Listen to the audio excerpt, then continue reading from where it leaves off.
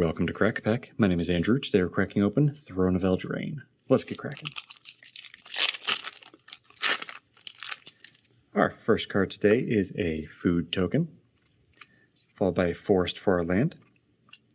Next we have Sundering Stroke, which for 6 and a red is a sorcery that reads, Sundering Stroke deals 7 damage divided as you choose among 1, 2, or 3 targets. If at least 7 red mana was spent to cast this spell, instead, Sundering Stroke deals 7 damage to each of those permanents and or players.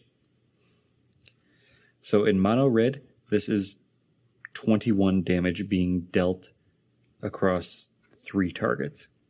That's a lot of damage. In any other deck outside of mono red, it's still 7 damage to your opponent's face or to a couple of targets. But I think this really only is going to want to see play in mono red. So you're guaranteed to get 7 damage to 3 targets. I don't know. I think it's a lot of mana for just a couple of targets. Like at 7 mana, I would want more of a board wipe than this. Like Wrath of God is what, 4 mana? 5 mana? 4 mana. And this at 7, I would want there to be more than just up to 3 targets taking 7 damage. That can be a board wipe, but it isn't necessarily, especially by the time you get to 7 mana, it's probably not a board wipe.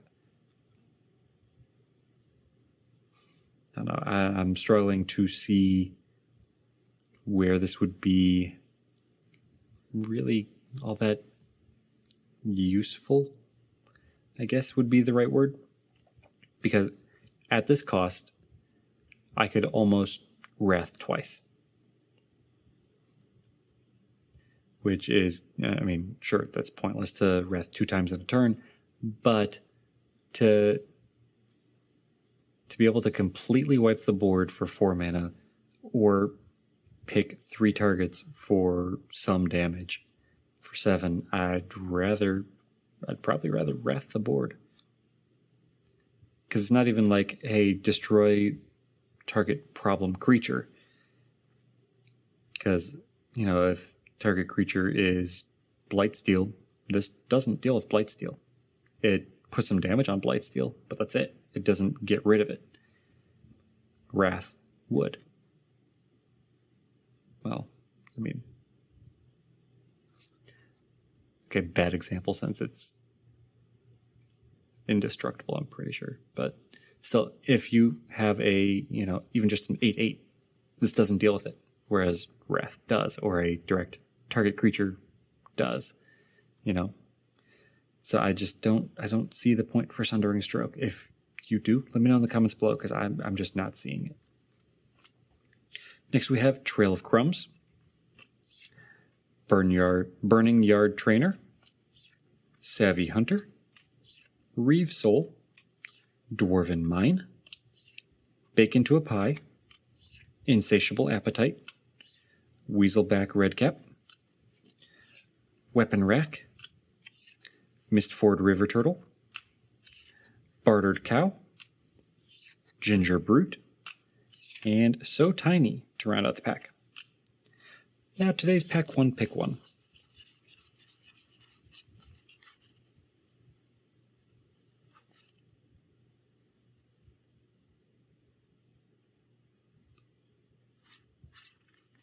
I'm going to give it to Savvy Hunter. For 1, a black and a green is a 3/3 creature that reads, whenever Savvy Hunter attacks or blocks, create a food token, and lets you sacrifice 2 food tokens to draw a card.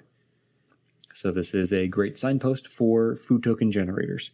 Kind of like the Trail of Crumbs back here, which creates food and gives you another payoff for food. But Savvy Hunter is pick 1. And as a signpost for food tokens, that's a very, very common theme in this set. You're going to very easily be able to find ways to generate food tokens and utilize food tokens. This one lets you draw cards off of them. But even if you just generate them, food tokens let you gain life by sacrificing them.